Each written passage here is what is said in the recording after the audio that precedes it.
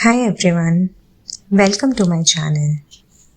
हम सबकी लाइफ में एक ऐसा मोमेंट ज़रूर आता है जब हम रात को बस चुपचाप छत को देखते रहते हैं और सोचते हैं काश मैंने वो डिसीजन नहीं लिया होता, काश मैंने उस पर्सन को नहीं छोड़ा होता, काश मैंने थोड़ा और ट्राई किया होता। और धीरे धीरे हमारी लाइफ व्हाट इफ्स का कलेक्शन बन जाती है।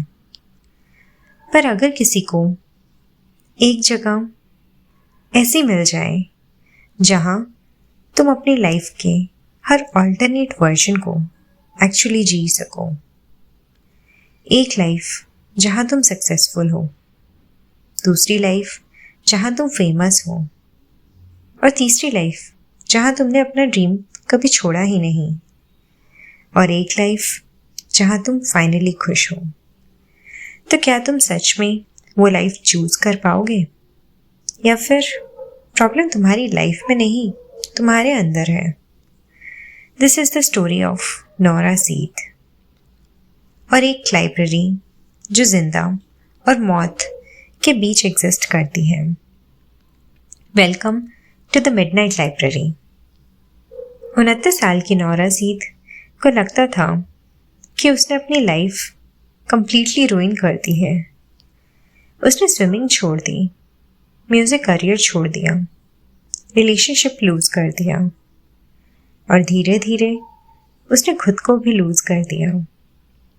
वो एक छोटे से अपार्टमेंट में अकेली रहती थी, एक बोरिंग सी जॉब करती थी जहां उसे कोई सीरियसली नहीं लेता था, और सबसे डेंजरस चीज, उसने होप लूज कर दी थी। एक दिन में उसकी जॉब चली जाती है, उसकी बिल्ली मर जाती है और उस रात नोरा डिसाइड कर लेती है कि अब वो और नहीं कर सकती। पर मरने के बाद नोरा स्वर्ग नहीं जाती, वो पहुंचती है एक इनफाइनाइट लाइब्रेरी में, एक लाइब्रेरी जहां हर शेल्फ में एक बुक रखी है और हर बुक रिप्रेजेंट करती है नोरा की एक ऑल्टरनेट लाइफ, एक लाइफ जहां उसने डिफरेंट चॉइसेस ली थी। और उस लाइब्रेरी की लाइब्रेरियन होती है मिसेस इल्म, नोरा की स्कूल लाइब्रेरियन।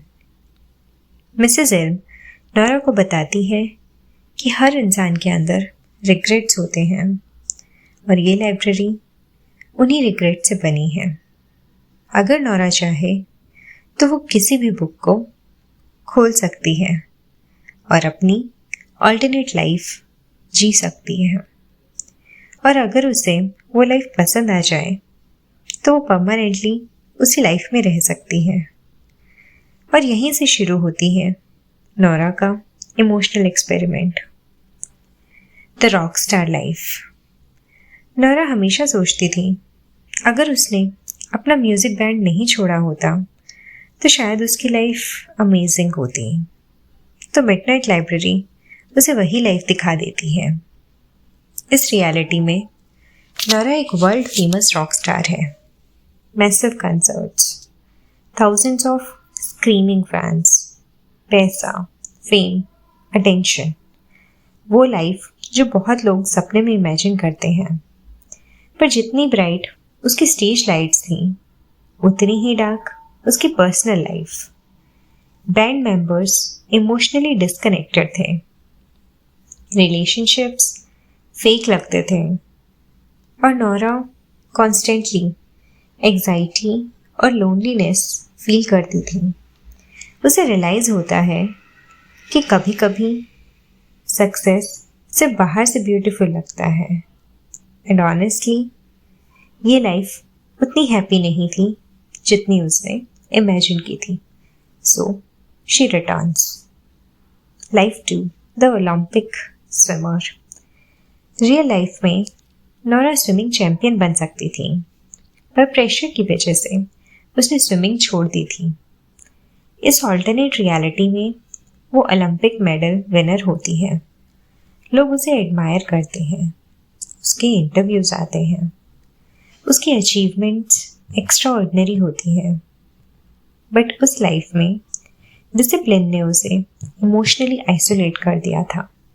वो सक्सेसफुल थी पर पीसफुल नहीं, और धीरे धीरे नोरा को समझ आने लगता है कि अचीवमेंट और फुलफिलमेंट सेम चीज़ नहीं होते। Life 3, the perfect relationship. Nora एक और रिग्रेट चूज करती है। व्हाट इफ मैंने ब्रेकअप नहीं किया होता। इस रियलिटी में वो हैप्पीली मैरिड होती है। एक beautiful house, warm life, predictable comfort. शुरू में सब परफेक्ट लगता है, पर स्लोली नोरा रियलाइज करती है कि दोनों लोग सीक्रेटली अनहैप्पी हैं। कभी कभी लोग एक दूसरे से प्यार करते हैं, पर फिर भी एक दूसरे के लिए सही नहीं होते, और कुछ रिलेशनशिप्स सिर्फ इमेजिनेशन में परफेक्ट लगते हैं। Life 4, the glacier life. एक रियलिटी में नोरा आर्कटिक रिसर्चर होती है। स्नो, साइलेंस, आइसोलेशन, और ऑनेस्टली ये लाइफ विजुअली ब्यूटीफुल होती है, बट इस क्वाइट लाइफ में भी नोरा अपने थॉट से एस्केप नहीं कर पाती, क्योंकि प्रॉब्लम प्लेस में नहीं थी, प्रॉब्लम अंदर चल रही थी, और यहीं से स्टोरी और डीप हो जाती है। हर न्यू लाइफ के साथ नोरा एक डेंजरस ट्रूथ रियलाइज करती है। कोई भी लाइफ परफेक्ट नहीं होती। हर लाइफ में पेन होता है, कंफ्यूजन होता है, लॉस होता है, और सबसे शॉकिंग चीज़, कभी कभी हम जिस लाइफ को रिग्रेट करते हैं शायद वो ऑलरेडी इनफ होती है। नोरा स्लोली समझने लगती है कि हैप्पीनेस परफेक्ट डिसीजंस लेने से नहीं मिलती। हैप्पीनेस मिलती है प्रेजेंट लाइफ को ट्रूली जीने से। हम अक्सर इमेजिन करते रहते हैं कि किसी और वर्जन में हम ज़्यादा हैप्पी होते, पर मे बी हम सिर्फ अपनी करंट लाइफ को प्रॉपर्ली देख ही नहीं पाते। और फाइनली नोरा एक बहुत इम्पॉर्टेंट डिसीजन लेती है। पहली बार वो किसी परफेक्ट ऑल्टरनेट लाइफ को चूज़ नहीं करती, वो चूज़ करती है अपनी ओरिजिनल इम्परफेक्ट लाइफ, क्योंकि अब उसे समझ आ गया था कि लाइफ का पर्पस परफेक्ट बनना नहीं होता। पर्पस होता है खुल के जीना, even after pain, even after regrets, and even after failure. और ऑनेस्टली शायद इसी वजह से द मिडनाइट लाइब्रेरी इतनी पर्सनल फील होती है, क्योंकि नोरा की तरह हम सबके अंदर भी एक हिडन लाइब्रेरी होती है। रिग्रेट्स की लाइब्रेरी, व्हाट इफ वाली library. But may be life का मैजिक अल्टरनेट रियलिटीज़ में नहीं, इसी करंट मोमेंट में होता है, जहाँ हम अभी हैं, imperfectly, confused, broken sometimes, but alive। अगर तुम्हें ये स्टोरी फील हुई हो तो कमेंट में ज़रूर बताना कि तुम्हारी लाइफ का सबसे बड़ा व्हाट इफ क्या रहा। And if you want more emotional stories like this, subscribe to TLL, the Listening Library, because sometimes stories हमें सिर्फ entertain नहीं करती, वो हमें समझती भी हैं।